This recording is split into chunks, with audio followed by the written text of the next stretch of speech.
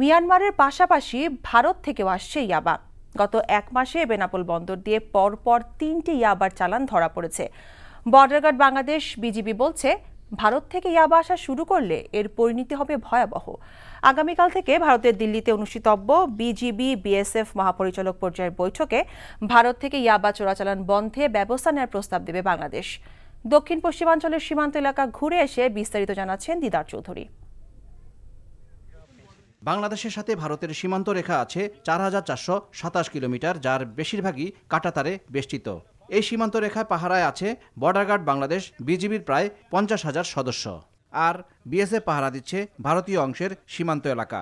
এত পাহারা আর নজরদারির মধ্যেও সীমান্ত এলাকায় প্রতিনিয়তই মারা যাচ্ছে ফেলানির মতো নিরীহ বাংলাদেশি নাগরিক। বিশাল এই সীমান্ত এলাকা দিয়ে আসা চোরাচালানের পণ্য অহরহই ধরা পড়ছে।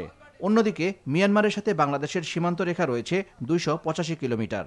অঙ্কের হিসেবে সীমান্ত রেখার পরিমাণ কম মনে হলেও নদী, পাহাড় আর সাগরের কারণে এলাকাটি দুর্গম বলে চিহ্নিত করেছে বিজিবি। ওই এলাকা দিয়ে গত কয়েক বছর ধরে বাংলাদেশে আসছে নেশাজাতীয় মাদক ইয়াবা। প্রতিদিনই ওই এলাকা দিয়ে গড়ে প্রায় 1 লাখ পিস ইয়াবা ধরা পড়ছে আইনশৃঙ্খলা বাহিনীর হাতে। মিয়ানমার থেকে আসা ইয়াবার চালান আটকাতেই আইনশৃঙ্খলা রক্ষাকারী বাহিনীকে রীতিমতো হিমশিম খেতে হচ্ছে।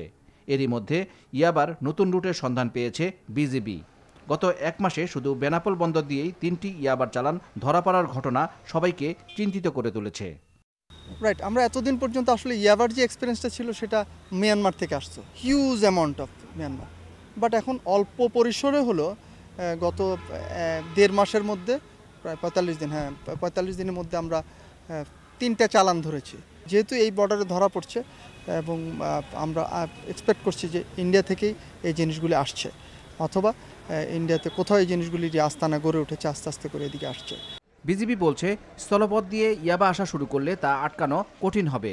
এক্ষেত্রে বিএসএফ সহায়তা না করলে কোনো ফল হবে না।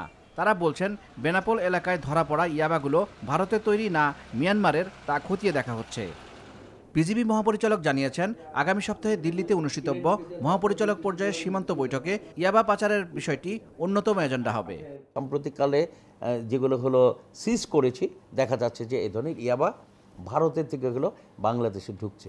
কারণ আমাদের তো এতদিন ফোকাস ছিল হলো মায়ানমারে। এটা যদি এমন হতে পারে যে আমাদের ল্যান্ডে, সমুদ্রপথে, অন্যান্য জায়গায় আমাদের অ্যাক্টিভিটিস বৃদ্ধি পাওয়াতে তারা এখন হলো ভারত ব্যবহার করছে কিনা, ভারতের ভূখণ্ড ব্যবহার করছে কিনা যে এই বাংলাদেশে হলো ইয়াবা পাঠানোর জন্য, তাহলে এটা কিন্তু আমাদের একটা নতুন কনসার্ন হয়ে দাঁড়াবে। গত 5 বছরে 4,100 কোটি পিস ইয়াবা উদ্ধার করেছে বিজিবি, যার বাজার মূল্য প্রায় 12,300 কোটি টাকা। দিদার চৌধুরী, এনটিভি নিউজ, বেনাপোল, যশোর।